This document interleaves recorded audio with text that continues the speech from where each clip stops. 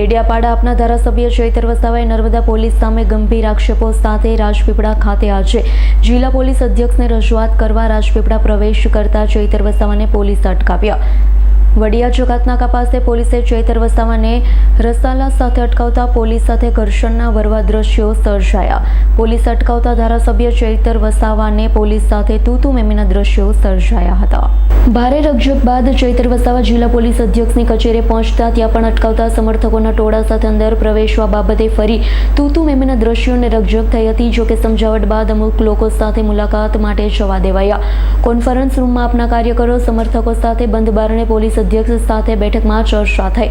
ચૈતર વસાવાએ નર્મદા પોલીસ સામે દેવમોગરા દર્શનને આવતા ભક્તો વાહન ચાલકોને હેરાન પરેશાન કરી ખોટી રીતે હેરાન કરતા હોવાનો આક્ષેપ લગાવ્યો હતો અને જણાવ્યું હતું પોલીસમાં પણ બે કેટેગરી છે। એક જ સરકારી પગાર લઈ વ્યવસ્થિત નોકરી કરે છે, જ્યારે બીજા જે સરકારી પગાર લે ભાજપની ચમચાગીરી કરે છે।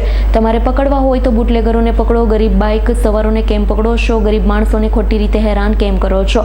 ચૈતર વસાવાએ ઉમરવાના લોકોને ગેરકાયદેસર રીતે માટી ખનન કરતી 4 ટ્રક પોલીસને સોંપી છતાં પોલીસે કેમ છોડી દીધી તેવો સવાલ કર્યો છે। નર્મદા જિલ્લામાં બેફામ ખુલ્લેઆમ દારૂ જુગારના અડ્ડાઓ ચાલે છે। રેતી માફિયો બેફામ રેતી ખનન કરે છે, તેની સામે પગલાં લેવા પણ રજૂઆત કરી। ચૈતર વસાવાએ ગેરકાયદેસર પ્રવૃત્તિ નહીં અટકે તો ઉગ્ર આંદોલનની ચીમકી આપી। જિલ્લા પોલીસ વડાએ મીડિયા સમક્ષ પોલીસ સામેના ખોટા આક્ષેપો નકાર્યા હતા। જણાવ્યું છે નર્મદા જિલ્લામાં ગયા વર્ષે 90% ફેટલ અકસ્માતો થયા છે। ટ્રાફિક નિયમોનું પાલન કરવા માટે લોકોમાં ટ્રાફિક અંગે જાગૃતતા આવે અને અકસ્માત ન થાય તે માટે હેલ્મેટ જેને નથી પહેર્યું, સીટ બેલ્ટ નથી બાંધ્યો, ડ્રિંક કરી ડ્રાઈવ કરતા હોય તે બધા સામે કાયદાકીય કલમ અનુસાર કામગીરી કરવામાં આવી છે। ખોટી રીતે પોલીસ કોઈને હેરાન કરતી નથી। કોઈ પણ સાચી રજૂઆત હશે તો કાર્યવાહી થશે, તેમ પ્રશાંત સુંબે પોલીસ અધ્યક્ષ નર્મદાએ જણાવ્યું હતું। આજે અમે પોલીસ અધિક્ષક શ્રી નર્મદા ખાતે એસપી સાહેબને રજૂઆત કરવા માટે આવ્યા છે।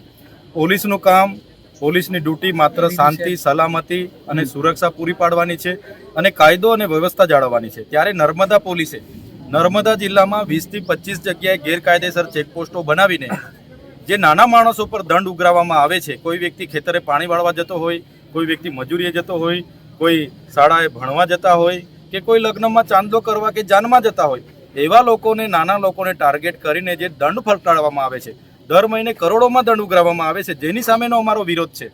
ત્યારે અમે એસપી શ્રીને રજૂઆત કરી છે, આ અટકવું જોઈએ। હા, તમે હેલ્મેટવાળા પર ડ્રાઈવ કરો, તમે દારૂવાળા પર ડ્રાઈવ કરો, એમાં અમારો પણ સહકાર રહેશે। પણ જે રીતે નર્મદામાં બુટલેગરો બેફામ બન્યા છે, દારૂના ઠેકાઓ ચાલે છે, અહીંયા આંકડા જુગારના ધંધાઓ ચાલે છે, અહીંયા રેતીના માફિયા બેફામ બન્યા છે, માટીના માફિયાઓ 3 દિવસ પહેલાં ઉમરવાના લોકોએ 4 ટ્રક એક પોકલેન પોલીસને સોંપી કે ગેરકાયદેસર માટી ખનન થાય છે અને પોલીસે રાત્રે રાત છોડી દીધી। એટલા માટે એ લોકો પર પણ કાર્યવાહી થાય અને નર્મદાની જનતા આજે પોલીસથી ડરે છે, એટલે ડરાવવાનું છોડીને પોલીસને સલામતી પૂરી પાડવાનું કામ પોલીસ કરે, એ રજૂઆત અમે એસપી સાહેબને કરી છે। ખાસ બંધ બારણે બેઠક કરવામાં આવી, શું ચર્ચાઓ? અમે અંદર બેઠા, અમે કીધું મીડિયાને પણ સાથે લો, પણ પોલીસ અધિક્ષકે કીધું કે મીડિયાને અમે બાઇટ આપી દઈશું। ત્યારે એસપી સાહેબ જો દેવમોગરા ખાતે આવનારા દર્શનાર્થીઓને હેરાન પરેશાન કરવામાં આવે છે એમના પોલીસ દ્વારા, એ રજૂઆતો ગુજરાત, મહારાષ્ટ્ર અને મધ્યપ્રદેશના લોકોની પણ અમને મળી છે। જે અટકાવવામાં નહીં આવે તો દેવમોગરા યામોગી માતાને બચાવવા માટે અને ત્યાં આવનારા દર્શનાર્થીઓને બચાવવા માટે આવનારા દિવસોમાં મોટું આંદોલન કરવું પડશે, તો અમે કરીશું। દેવમોગરા ખાતે પણ અમારે પદયાત્રાઓ કરવી પડશે, કરીશું, પણ હવે પોલીસની હેરાનગતિ અમે ચલાવવાના નથી। શું આશ્વાસન મળ્યું? એસપી સાહેબે કીધું છે કે અમે આ બધું નોંધ કરી છે, અમે સૂચના આપીએ છીએ, પણ ફરી જો આવી રીતના જ હેરાનગતિ અને કરોડોના દંડ અને તોડો કરવામાં આવે છે, જો ચાલતું રહેશે તો મજબૂરન અમને, આજે તો અમે આવ્યા છે 1500-2000 લોકો, પણ મજબૂરન અમને હજારોની સંખ્યામાં મોટું આંદોલનનું આહવાન કરવું પડશે અને અમે એ કરીશું જો આમાં સુધારો નહીં થાય તો। આશ્વાસન પર કેટલો વિશ્વાસ તમને? જી સાહેબે આશ્વાસન આપ્યું છે, કેટલો વિશ્વાસ? પોલીસ અધિક્ષક છે, એમની પોલીસ જે કૃત્ય કરે છે એમને અમે ધ્યાન દોર્યું છે। બુટલેગરો પર ડ્રાઈવ કરો તે કરતા નથી, આંકડા જુગાર પર ડ્રાઈવ નથી કરતા, અહીંયા ભૂમાફિયા, જમીન માફિયાઓ સાથે મળીને સોદાઓ કરે છે પોલીસ, જમીનોના જે વિવાદો થાય એમાં બેસીને એનો રસ્તો કાઢી આપે છે પોલીસ। પોલીસનું કામ એ થોડું છે? સલામતી આપો, સુરક્ષા આપો અને જનતાનો વિશ્વાસ જીતો, તો જ જનતાનો વિશ્વાસ જીતાશે। પણ અહીં તો 60% પ્રજા પોલીસથી ડરે છે, આવો ડર ઊભો કર્યો છે, જેની સામે આવનારા દિવસોમાં જો સુધારો ન થાય નર્મદા પોલીસ સામે, તો અમે ઉગ્ર આંદોલન કરીશું। એ આંદોલન આવનારા દિવસોમાં કાં તો દેવમોગરા કરીશું કાં તો સ્ટેચ્યુ ઓફ યુનિટી પર અમારે કરવા મજબૂર થશું. સાહેબ, બીજી વાત છે કે તમે એક આક્ષેપ કર્યો કે કેટલાક પોલીસ અધિકારીઓ કરોડ રૂપિયા બનાવે છે, તેના નામ આપ. પોલીસ બે પ્રકારની હોય છે. એક પોલીસ ઈમાનદાર અને પોતાની જવાબદારી નિષ્ઠાપૂર્વક કામ કરે છે, પણ અમુક 20% લોકો એવા છે પોલીસમાં, પગાર સરકારનો લે છે અને જમીનોના દલાલો સાથે બેસીને એનું રસ્તો કાઢી આપે, લીજોનું કામ અટકેલું હોય તે કરી આપે, માટી ખોદાવાનું કામ કરે, બુટલેગરો સાથે સેક્શન બાંધે. તમને વાત કરું, ગ્રુપો પણ ચાલે છે મીડિયામાં.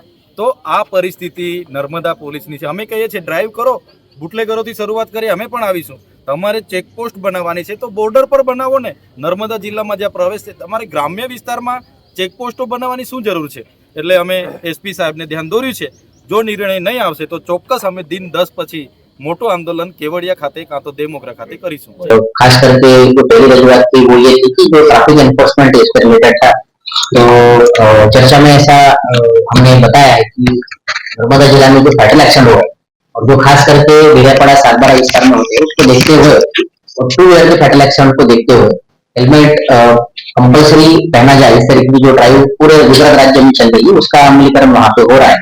और आने वाले समय में हम इसी तरीके से कि ये फैटल एक्शन कम हो, इस तरीके से ये ड्राइव को मॉनिटर करेंगे. इसमें ये भी किया जाएगा कि अलग अलग जगह पे एनफोर्समेंट हो ताकि लोगों को परेशानी ना हो. और एनफोर्समेंट करते समय पुलिस की तरफ से हमें जो गुजरात गवर्नमेंट ने और पुलिस ने बॉडी ऑन कैमरा दिए गए हैं, उन बॉडी ऑन कैमरा का भी यूज होगा. ये रजूआत की गई. इसके अलावा भी जो बाकी कुछ रजूआतें उनकी थी जो पुलिस लगत की है और कुछ पुलिस के अलावा बाकी डिपार्टमेंट की है, तो वो रजूआत उनके पास से ली गई है और आने वाले समय में उसके ऊपर कार्रवाई की जाए. सर, जो उन्होंने कुछ आक्षेप भी किया है कि बुटलेगरों को नहीं पकड़ते. जब मेरे सामने रजूआतें हुई उस समय पे इस तरीके के आक्षेप नहीं हुए, लेकिन हमने उनको बता दिया है कि अगर उनके पास भी कोई इन्फॉर्मेशन है वो हमको दे. नर्मदा जिला में पिछले 3 साल में हर साल 20% प्रोहिबिशन के केसेस का इंक्रीज है और जो लिकर भी पकड़ी गई है वो भी ज्यादा है. हर दारू के रिलेटेड जो प्रवृत्ति है उसको रोकने के लिए पुलिस की तरफ से पूरा प्रयास किया जा रहा है. और मेरी आपके माध्यम से सबको ये विनती भी है, अगर आपके पास भी कोई इन्फॉर्मेशन है तो आप हमें दीजिए, उसके ऊपर कार्रवाई हो. सर, उमरवा जोशी में जो गाड़ियां पकड़ी गई उसका भी कुछ एविडेंस